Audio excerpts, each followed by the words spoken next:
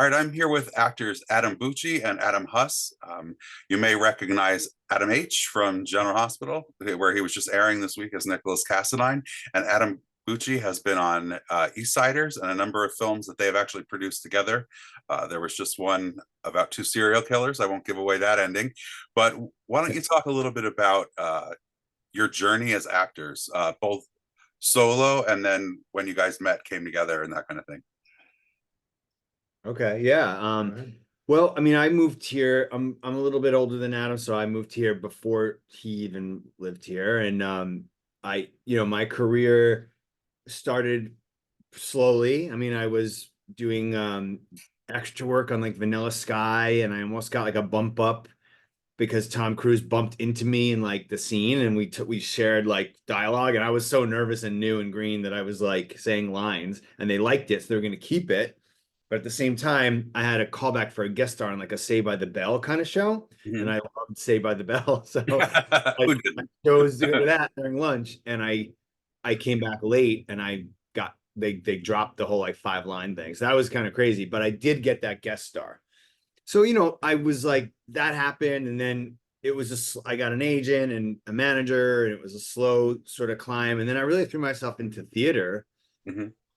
And I was doing some theater in Topanga, some Shakespeare up in Topanga at the Will Gear Theater, and I was done with that. And I was like, I'm done with theater. I got to focus back on TV and film. And this musical came calling. And I wanted to get back into musicals. I'd done it in high school. I loved like Glee and West Side Story, all these movies and plays and musicals. So I really always wanted to do that. And then I was hesitant because I just did this other theater, this non-paying theater, but I said, okay, I'll come in and audition. Got the part, and that's where I met him. He was part of the play, and he was my understudy, and we fell in love. And it was the first time he had ever been with a guy, and so it was just really a very beautiful, like easy thing. And then the complications came later, facing that. But 11 years later, we're married, and yeah, Very nice. that's a little bit of my journey. And Do you agree with this telling of the story, Adam? Yeah, that's how we met. Yeah. Oh, yes. I too, well, I came out here during the writer's strike of 2008 from New York. I'm from New Jersey. So things didn't start off that great. But I started in theater, was a theater major in college, and I also fell into dance. So I kind of left college having this big dance background as well that I never thought I'd have. So I was pursuing musical theater in New York, and my first like big audition for film was actually to, and I actually booked it, was to play one of the zombies in I Am Legend, Mhm. the Will Smith movie, and I didn't get it because the day before filming, they went full CGI. We were gonna be like fully made up, and it was like a dance audition too. So that was gonna get my SAG card. I was like all packed. It was gonna be overnight shoots. So anyway, that was the start, and then it fizzled. So that kind of was like a nice way to start the film business. Now, you mentioned you grew up in Jersey, Yeah, which is very Jersey. close to New York, obviously. And Adam, you're from the East Coast as well, and you both were doing theater. What made you guys go to California? Well, I wanted to pursue film, and oddly enough, coming to LA is when I, you know, did more theater actually and got my equity card out here, and I met Adam in the second big production I did, where I was his understudy. So when you can find a gem of a project out here for theater, it's Yeah. amazing. It's just, yeah, we both were pursuing film TV. yeah, and I mean, I had theater training. That's right. I came from, and after I graduated college, I I don't know, I had this strong pull to come to LA, and I just always had a love for movie and television. Like I love plays, I love musicals and all that, but movies and television have been like my best friend since I was young. I collected like TV guides, I would like read, I just knew all about pop culture. I was really, really into it. Yeah. Um, and even though like I didn't watch soap operas when I was young, but I knew even on soap opera digests, they would like, so I stopped, they would get my attention at the newsstand because it was like, I don't know, just I was really pulled to that. So after college, I just was dabbling in the city, and it was raining and cold, and I was like, man, I want to try LA. My friend's there writing. Uh-huh.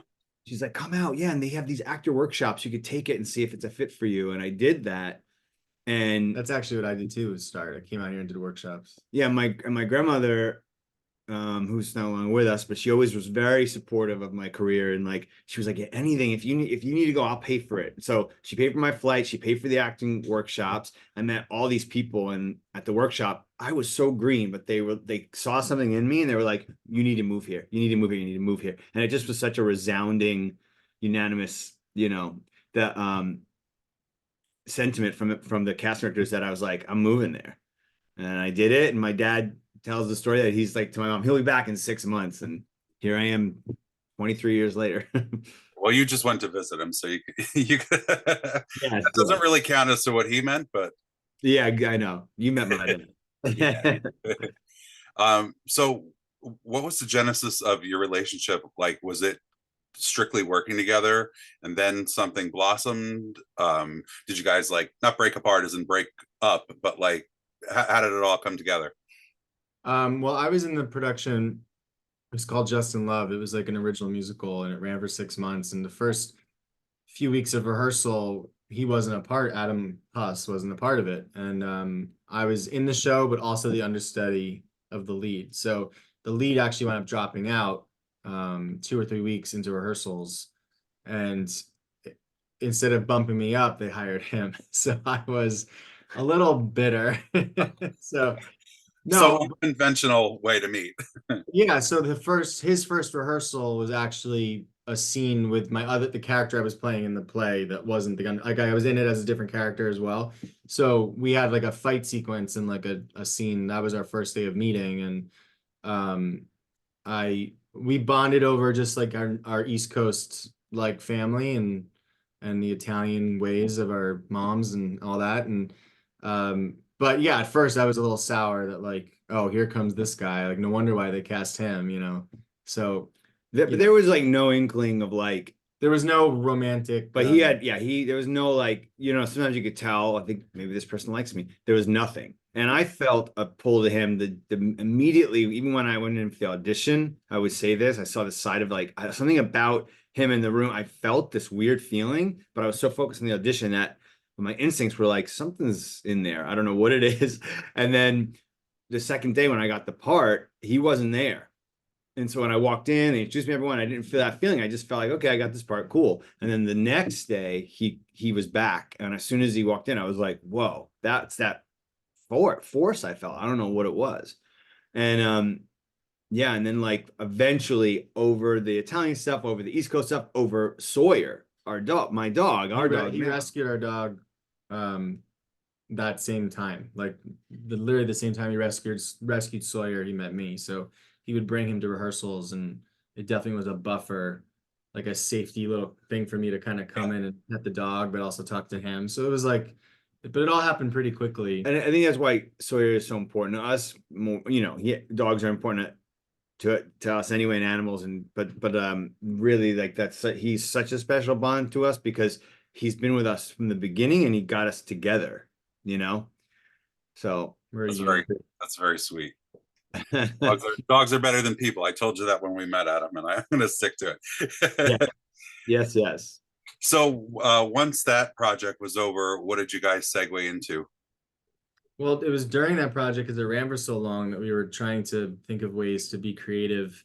We both obviously found out early on that we loved the horror genre and like that kind of, monster movies and stuff like that. So we wanted to create something in that space. And a big thing for us was like creating content and telling stories that aren't just like a cookie cutter LGBTQ story, because ours was unique, like we had dated women, we had come together because we just felt each other's souls. Like he didn't necessarily define himself as being gay. I never heard someone define themselves as not having a label, really. 10, 11 years ago, like that wasn't a thing. So yeah, he actually told me that about himself, and that is kind of what sparked me to open up a little bit and kind of crack out of my shell. And it's something that I discovered through my journey of like coming out and then realizing like in dating you know, having two long-term relationships that didn't work out. And I really wanted a family and monogamy, and that was important for me. And I just wasn't finding that. And I thought maybe I'm just closing myself off to, you know, to this idea of like, this is what I am. So I met this person on a movie, and we started a relationship, a woman, and then it ended and whatever. But that was when I threw myself into theater and just what I love, and like sort of loving myself, because I did it. You know, I had a lot of issues with self-identity. And then when I met him, it really made sense, you know? And that was how, when he came out to his family, and there was a little bit of tumultuous acceptance there. When there finally was acceptance, it was like, that's the story we told them, was like, we didn't want this in ourselves, but we learned to love it. And then all of a sudden we met each other and it all made sense. So that really made sense, like to his dad and my dad, you know, like they got that. Yeah. And you know, we said, we know it's not in you, so you don't understand. But imagine, like, it's in us, and we didn't understand it until we met and we loved ourselves and then each other.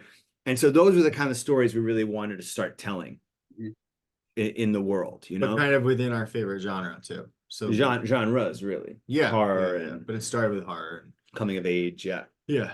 What was the first project you guys worked on together, film or TV wise? We pretty quickly wanted to do something with like werewolves and vampires, and it kind of then went to just a werewolf story, and that's what Let It Kill You has become, if people have followed our journey. That's right. It's still in the works to becoming a bigger project, but we just shot a short film last year that went to festivals with our, you know, practical suit that was built. So yeah, that movie has really like been a part of our relationship from the get-go, like just like the idea, and then us working on it and writing it together, and then hiring a writer, David Cornu, and us, you know, it just was growing and growing and growing. So it's been, yeah, I mean, they part say of our they journey. say it could take 10 years to get a project off the ground, and you never want to believe that. But it just so happens that it kind of works out that way. And I'm not saying it always has to, but I think labors of love do, because we've, like you said, we have so many just different iterations of the project. We shot teasers, and every time it would feel so right, and it's something that they're really fond memories of these shoots that we had, and people came together, our friends and DPs, and we have all this footage. And but yet we never got the feature made. We got very close. We built a werewolf suit. We raised 30 grand for a werewolf suit. We like built this thing. Well, we didn't build it, but Well, yeah, we hired someone to build it. It And counts, you paid for it, so. is the head still here? we have the No, head. But if you want to see the head later. no, it's not here. Oh, It's in our friend's garage. oh, David's right. Anyway, so Peter's right. Peter. So you know, then we finally did we had like an angel investor who gave us like 20 grand, and because then we thought we were gonna go into this feature film, and the main and bigger investor fell out. So she was like, I don't want the money back. I want you to take that money. Margaret is her name. She's just amazing. And she was like, make something that uses the suit and gets it out there. So we, with David, produced this thing. He directed it and produced this short that got a lot of attention, and just had a nice festival run. And we got to use the suit. We played I played my character in the feature. He played a version of his character, kind of like Mina in Dracula. Like he was someone else who in the feature will come back as someone who looks like the person in the short, because it's a prequel. But yeah, it's really exciting, and now there's interest in the feature, and it's a whole different thing. So the prequel we shot didn't give anything away, you know. And we also have a TV series like mapped out as well. It could go either way. So we really were like moving forward, and then the strike happened, this last strike.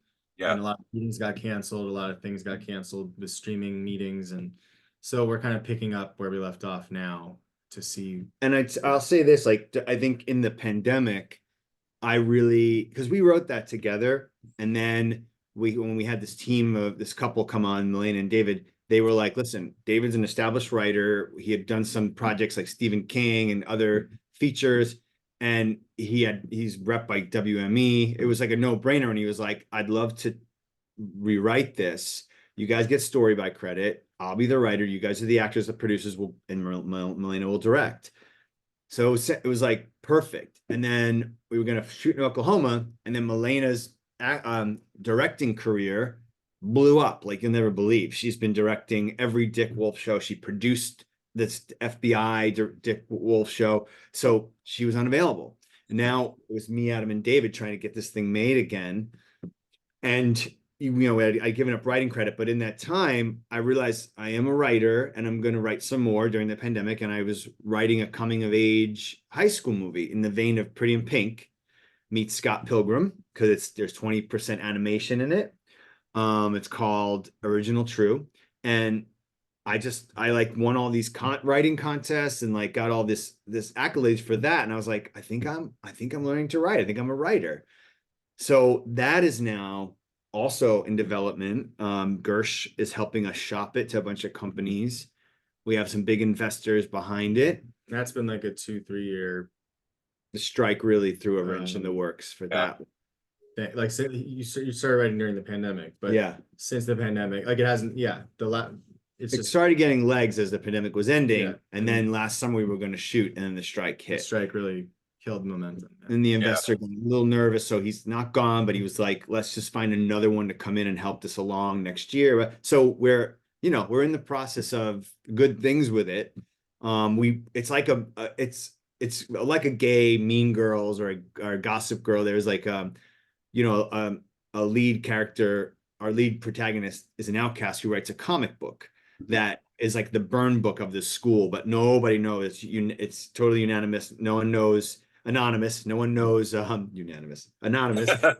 No one knows who's writing it, but people are afraid of this thing. It starts gaining power because it starts like outing bullies, And so as he starts gaining power, then the all of a sudden the tiers at school switch and the nerds become the popular kids, and he's falling in love with the jock, and the jock loves him secretly. He's eventually his identity gets compromised. Spoiler alert. That's in the teaser. That's in the. I was like, are you gonna? He's telling everything. Okay. No, his secret identity gets compromised, and then chaos ensues. So he wrote it. He's allowed to say what he wants. Is it? Yeah. that is the log line on IMDb. So that if that's a spoiler. Not too spoiler. Yeah. And it follows a very high school movie structure. So there's nothing like shocking, like, oh wow, I didn't see that coming. We want it to feel familiar. Adam wanted to like tap into the nostalgia of like the John Hughes films, but one that can age well, not those didn't age that well in terms of stereotypes and racism. Right. So yeah, this is like a modern John Hughes feel. And we wanted it to be familiar because we want people who would not go see an LGBTQ film to come to this movie just to laugh or see this outrageous high school comedy and then get this love story that they didn't expect and be like, I'm okay with I want them to be together, Yeah, sounds like it would be an awesome addition to Netflix or Hulu or one of those big streaming platforms. Thank you. That's where Gersh is taking it. So couple of great companies, so we're just hoping for the best on that. So then do I get a cut since I suggested that and it was actually happening, or is that I'm still at 0% right now? I'm sorry. Yeah, well, Hulu is a new one, so if that happens, then I get it. Yeah. I'm all in. Yeah. So Adam, I know you had a role on Daytime in the late 90s where you were stung to death on Bold and Beautiful, and Adam B, you were on Eastsiders, which was very soapy, and then Adam H, you went back to Daytime on General Hospital. So what was the not fascination, but what drew you to Daytime and soapy-ish characters? Well, you could talk first because I feel like I've been talking. I have a shorter story. No, I meant like it's a shorter career. No, I was doing like a web series called Steam Room Stories, which, funny enough, the creator and director of that was directed a movie Adam was in before I knew him. So it was like a lot of these connections were happening once we met, like all the people we knew. So Steam Room Stories was really popular, and Eastsiders reached out to Steam Room and said, are there any actors from your web series that we can do a crossover and have them in our new web series called Eastsiders? And he threw my name to them. And so I worked on the first season of Eastsiders, like a really small role, But then the second season, they brought me back and had like a really nice juicy part. So I fell into it because of the web series, but it was such a great group of filmmakers and actors and writers and just like indie creatives that just like made it work. And it blew up to be, Emmy nominated, Emmy winning, daytime type material. So I'm so honored to be a part of that. And Van Hansis was on a soap as well, so there was that soap connection. And funny, when I was in New York after college, I was doing extra work like we all do in the beginning. And I remember my mom watched Young and the Restless and As the World Turns a lot, and he was on As the World Turns, and I did extra work on As the World Turns, and my scene was with Van Mhm. and Mara. Oh, Mora. Yeah, who Oh. plays Ava. Oh, Mora West. Did you ever Yeah. tell her that? No. Oh, it's But so like funny. it's just so funny that now it's like It's like, Van text Van and like, we're friends. I like he bought a jacket of mine from the company I'm doing, and now Adam's working, with her, and it's just a funny like thing. How it's yeah, all comes 6 together. degrees of Kevin Bacon for sure. It's just funny. Yeah. Yeah. And then we just had dinner with our friend the other night, Paul Ruddy. He's a great cast director, and he's a big fan of daytime, and he's a big fan of us. And he's cast us before. He tries to always cast us, and he was telling us like he won an Emmy for that because he cast the third and fourth season. So we were like, wow, that is so cool. Yeah. Yeah. So your first soap foray was as Lance on B&B. Yeah, yeah. That was so much fun. I mean, I just actually reconnected with Kimberlyn, which has been fun to talk to her. We're going to try to get together. But she was great to work with. What a like acting 101 for soaps working with her. And when I got that part, that was one of my bigger things I started with. And again, like very new to it all. And I think my first line was like, "Hey, dude, you got a bee's nest out here, man. I'm allergic to bee." It was so bad. It was so like, but that's how his demise was. He got stung by a bunch of bees. But that I knew it was gonna be like a summer arc, and it was like 15 episodes. And again, biggest thing I had done, so I was so excited. But I also knew like that it was short. There was gonna be how it would start, how it was gonna end. We all knew, and yeah, and so that was so much fun. I loved it. Again, Kimberlyn taught me the art of like learning lines and stuffing them in the couch behind the pillow, which I was like, wow, okay, so we do this, or you can do that, because it's a lot of material. Yes. Yeah, but that was so much fun. And then ironically, it just popped up recently and it sent her to jail, I guess. And they had like all these flashbacks to Lance, which I thought was so funny. And people were like, made this video about Lance is still alive and he's going to be the one who visits her in jail. I'm like, yeah, let's do that. All like deformed. But the funniest story about that is like they put all these things on me. I got stung to death. So they put all these welts all over my face and my arms, and they were going ham. I mean, it was like I looked like the Elephant Man. You did.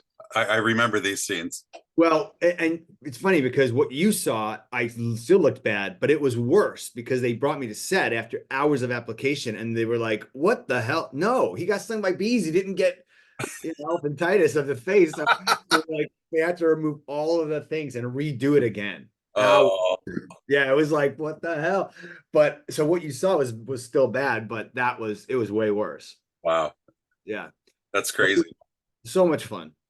So much fun. And it's like to answer your question, it's not like you leave soaps and then think I'm never going to do it again. Like I was always under the impression of if work comes to me, it's meant to be, and I don't have a snobbery about any genre of work. People have a snobbery about the CW, like but then people have a snobbery about soaps. Like there was a snobbery about TV at one point, but now all that's changed. And I just feel like work is work, especially in this climate. You could do great work anywhere and make it real and authentic and grow and learn. And I love it. So yeah, I mean, that happened. I would have loved to stay on or go to another soap. And I remember Kimberly being like, someone's going to pick you up, and it didn't happen. And I struggled for a while and did some indie films. And then I got a show called Power, which is a nighttime series on Stars. Still super soapy, by the way, even though it was like a gritty drama. Yeah. And when ended, again, I was like out there pounding the pavement, doing Lifetime movies, doing rom-coms, just cutting my teeth on these things and being hired by people like Paul Ruddy, thankfully. And then the GH thing popped up. Mhm. And I tested for the role of oh gosh, the cult leader first, Shiloh. Shiloh. Came very close, didn't get it, got great feedback. I was bummed, but everything happens for a reason. And then a year later, I got this other part. And I could tell from the sides and what I knew again of pop culture as a kid, like, I think this is Nicholas Castine. I think they're bringing that character back. So I was very excited, very nervous. And when I tested against Marcus. He was there, the guy who got the role. And and obviously I didn't get it. He did. And it was a blow, but I also knew I had some work to do on my anxiety because I was so anxious and so nervous. I was very amped up. I forgot my clothes like that we were supposed to bring. So I really took that year to like work on stuff and then I kept filling in for Marcus during the pandemic when he had COVID, I think twice or something. And there started to be this murmur from fans, from people, and I was like, I don't know what's going on. And then the last year, I did 4 episodes, and There's an earthquake. Don't. That's going to be the big reveal. yeah, getting the thing. Sorry, The Italian in you. yeah, the last year I did 4 that his contract was almost up. I did 4 episodes. When I was done with that, there was a post that all over saying that Marcus was exiting the soap or being let go, whatever the story was. I didn't know. And then I was called in to finish his last 10 episodes. I did not know why. I did not know the story. I don't even want to comment on it. All I know is it was amazing material and I was so excited to jump into it. And it was overwhelming and scary and all this other stuff. We canceled our trip home. We were going to take a 2-month trip across country for home for Christmas and stay for 2 months. It was nuts. And I was at the ATM pulling out my money for the road trip the next morning. And I got the phone call. Can he be here on Monday? I was packing the car. And he was packing the car. It was crazy. I'm like, unpack. We're staying. So that was how I got back into daytime in a way, and then I did that and it aired and the fans seemed to really love it. And then, yeah. And then I've, gratefully I've been brought back a bunch and now I really feel like that character of Nicholas Castine. It's very hard for me to let it go because I feel him in my bones and I feel like I'm meant to play him. I hope it sticks, Yeah. I have no idea and I just take it as it comes. And I'm grateful when I get to go there and work. You just did really beautiful work that aired this past week when you returned and had scenes with your on-screen son or sons rather. What was that like working on those scenes? And did you know as you were filming them how special they were going to be when they aired, or is it just kind of another day at work? No, I mean, thank you so much for saying that and the compliment and the love. I felt the love, and that's not always easy with fans. They're very opinionated, and I understand it as a fan again of TV and film.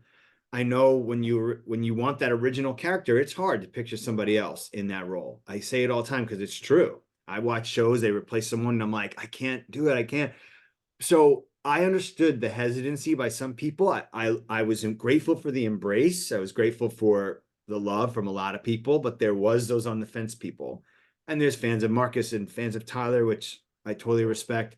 And to me, Tyler was always Nicholas. He originated that part. You can't get that out of your head. And so I really studied his work for these scenes and it's very sad that he's gone and he was such a great actor and I feel bad for his struggles and I got to connect with him before he passed via my friend Marcos. And I just said, I want you to please tell him he's an inspiration to me. And I study his work and he thanked me and said that really meant a lot to him. And, and I got to, in those scenes, I knew that was a Nicholas people had been yearning for and we've been missing.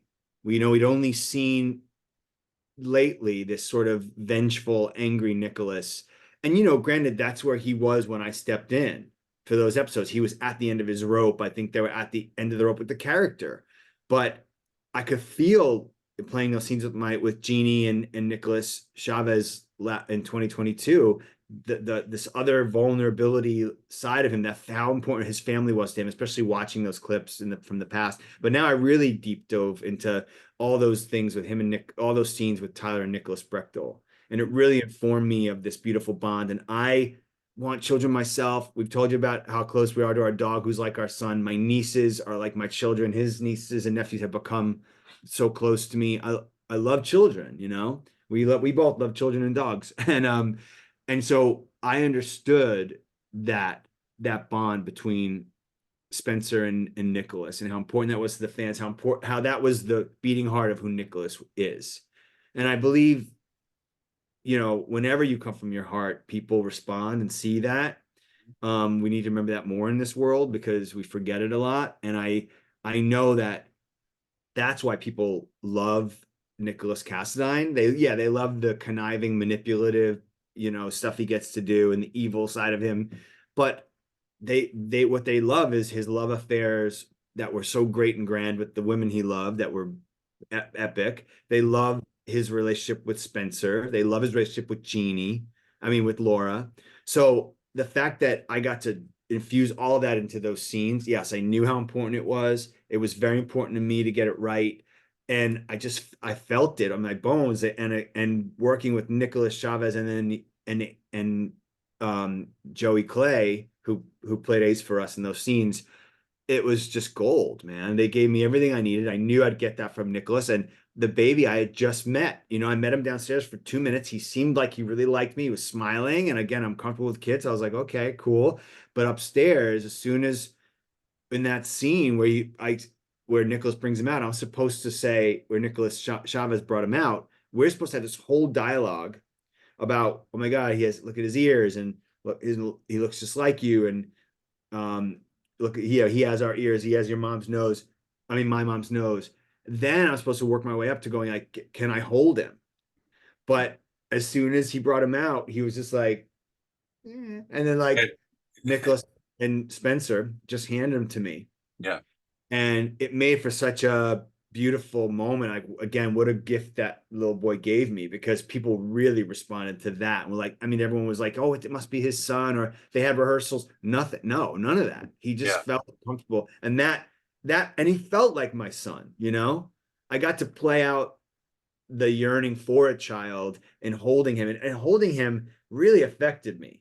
Mm-hmm. And he's so adorable. And then he laid his little head on my chest, and that just got me.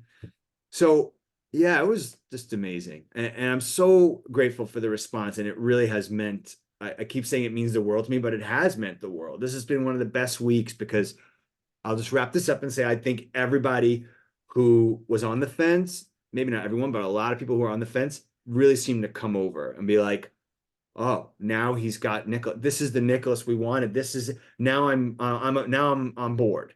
And that was like, wow, that's pretty damn cool. And again, it's just because I sunk down into here, you know? Yeah, I will tell you, after meeting you and then watching you portray Nicholas, it was such a stark difference in personality. It seemed like it was almost like you were, I can't even explain it. It was so different from the Adam I met in person. It Wow. was so intense. And so like, you don't seem quite as intense as that. And you're like, seem a little more chill and laid back. That could have been just that Saturday. But Adam, you can confirm or deny if you would like. Talk like Nicholas in everyday life. Yeah, although we don't have these really long talks sitting on He the doesn't wear ottoman. suits either around the house. No, or peacoats every day. Or turtlenecks. He hates turtlenecks, and when they put him in a turtleneck, I think he looks handsome in it. My mom was like, he looks so handsome in a turtleneck. So finally, I was like, I hate turtleneck. No, but I take that as a compliment. My mom said it too, which is cool for my mom to say, because she doesn't understand it. She's just like, I can't explain it. It's not you. You're the character, and that's awesome to hear. You know, it's even the voice, the subtlety and the difference of your voice. Like there's just a very distinct difference of where you end and he begins, and yeah, you don't always get that. That's pretty cool. I mean, he's like he's just, yeah. I think it's just there is a more grounded darker side to him than there is me. That is a part of me, and I have it when I'm in my emo mode. But We'll check back in with Adam. yeah, You yeah. can My just book like comes out in March. I will resume just you to find out. So let's talk about these shirts that you're wearing. What's going on Yeah. with that? Yeah, so just so your viewers don't think we're nuts. I was just telling you, I was walking the dog, he was showering. We both threw on these shirts, not knowing we would sit down and do this interview with you wearing them. So I have a company called Small Town Weirdo. We're both own the company, and I started during the pandemic when he started writing, and it's a painting and apparel company, and it kind of my goal was to go back to my artistic roots, visual art roots, when the strike happened and when the pandemic happened. I'm sorry, the strike felt like the pandemic also. And I never experimented on fabric, so I started painting jackets and getting them slowly on celebrities and scene, and got to work on some campaigns for films. And it's in that horror space that we love, in the horror pop culture space. So the Small Town Weirdo just represents kind of like, I was not a cool kid in high school. I did sports, but I was artsy. I kind of did everything. I called myself a cool loser because everyone liked me, but no one hung out with me. No one Yeah. wanted to hang out with me. So I was just like a nice kid that was kind of an outcast. So I took that small town hero kind of phrase and flipped it and wanted to make the weirdo cool. So later in life now, I feel like I'm really taking my power back by embracing words like weirdo and queer and even girl. Like final girl is a horror trope that like Jamie Lee Curtis, let's say she's a final girl, but I wear the shirts too. Like I would never wear neon pink weirdo across my chest growing up. We remember our to- friend's mom, who's like very conservative. We were at like her kid's birthday party, and we had our shirts on, or one of us did. And she's like, weirdo. We're like, oh, it's a big part of our company. We explained what he just said, and she was like, yeah, okay. that was that was a year ago. You know, and it was one of those moments of like, that's why we wear it. but I've been doing these like horror conventions, and they've been going really well, and yeah, building a brand, building a business. I'm gonna get one of his jackets to show you. Oh, thanks. Very Recently, I was asked to collaborate on a musical production of Edward Scissorhands in Hollywood. Bradley Bredewig directed and created it, and Oh, I've interviewed Bradley before. amazing, such an Yeah, amazing. He's a really he was First very time I got to work with him and even Yeah. meet him. oh nice. So this I just did for someone, Michael Lennon's daughter. sister, Sorry. daughter. No. Yeah, it's his what? daughter. We'll scratch that and start over. This is for Michael Landon's daughter. Oh, from Jen Landon. The movie he did. Is it Jen? Leslie Landon. Oh, she has a Leslie. sibling. Yeah, she's the last name. But this is She from wanted America. she wanted Teenage a- Werewolf. a picture of her dad when he was in I Was a Teenage Werewolf. So I just finished that. That's really cool. That hasn't even been shown yet, so she's picking it up tomorrow morning. But I will not post this tonight then, so she can be surprised. no, Here's that. long story short, This is the Edward Scissorhands one that was signed by Tim Burton. Oh, that's really cool. thank you. Wow, that's great. So basically, Weirdo that I have in my brand was we used it to collaborate on Edward Scissorhands. So we did merch for the show that embraced the weirdo side of you, because Edward Scissorhands is kind of that weirdo, that freak that people call him. And I brought all my own merch for my company as well as the collaboration merch, and a whole new audience, no pun intended, got to see my work for 28 plus shows over the last 2 months. Yeah. So a lot of the weirdo apparel, like people were buying it left and right and wanted to know my story, and then they would tell me their story, and like it's been a really powerful journey kind of through art, people embracing my art and kind of talking about their personal lives. And I'll show you this one because this was one of the coolest ones. It's a whole. well, overalls with Jamie Lee and Michael. Oh wow, that's really cool. You have to hold That's it all up. painted on. Yeah, Yeah. this one took 80 hours. Well, yeah, I see why. Nice. Wow, that's so realistic. It's very, and that's why people respond to them, because they feel like they're, self-portraits on clothes. And Yeah. the idea was to get this stuff on, because we've taken a bunch of these images and put them on shirts and put them on cards. We have like new card line for Valentine's Day. Some of those like, Oh, I mean, it's close by. Oh, well, Scream is one of our favorites. So this was a jacket I made that is now a Valentine's Day card. So it's Billy and Stu. And it's Okay. I'd kill for you. It's their Valentine's Day. So stuff like that. So it's just quirky pop culture horror stuff that I try to put a spin on it that feels unique. And I feel a lot of people are seen when they see my stuff. They feel seen, they say. And Yeah. yeah, so it's been really empowering creating stuff that gives people confidence, and I'll get customers telling me how great they feel in their jacket or their shirt. And so when I have those moments like, what am I doing? Why am I doing this? Like, you know, because it took a lot of focus away from acting at the time. It still does. Like I'm balancing both.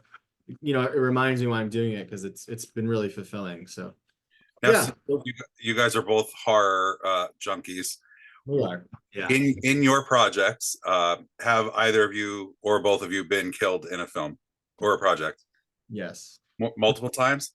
Yes. My mom and dad used to say to me, "When are you gonna live?" Because all I did was die. I did CSI New York and CIS. Like I did all these shows that I just would die on at the end. And then I did movies where I died these horrific deaths, and I was like, I can't watch it anymore. I know. I tell my mom, she's like, just please be careful. I'm like, Mom, I'm not really. Like, and what was your favorite death scene for each of you, or the gnarliest? I don't want to say what my favorite is because it didn't come out yet. Okay. All right. But the funniest one was my very first horror movie I did during my junior year of college. I auditioned in New York and I booked it and went to West Virginia and shot for 2 weeks. So I was like, oh my God, I made it. Like, this is it. Like, I'm gonna leave college. I made it. I got my first movie.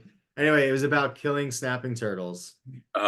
And I made it to the end of the movie and I fell out of the tree and I broke my neck. But I'm still alive. And the final girl that was in the tree saw a turtle coming. So my last line is turtle, and then I get like whisked out of frame. So got it. Well, we look forward to your favorite one when it does come out. that was funny. This is Sawyer. Hi, Sawyer. Oh, But you know, the funniest thing about that was when we started writing, you know, and we were writing Let It Kill By the way, You. they never came out because it never happened. Never saw the way. Well, it's on YouTube. No. But anyway, when we started writing the Let It Kill You, you know, I was learning, and we were using a book, and the book was like, here's some examples of bad antagonists.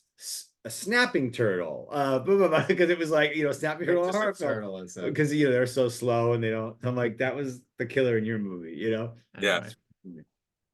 But I would say my favorite death. I mean, Lance is up there, you know, that bee sting thing, because it's just so ridiculous and funny. And the way I wiped honey on my shirt and I told my friend on the phone I'm eating my favorite peanut butter and honey sandwich. I mean, it was so ridiculous.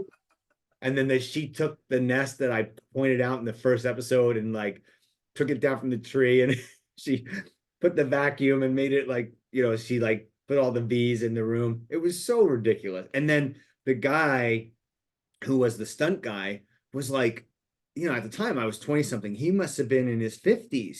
Didn't look anything like me.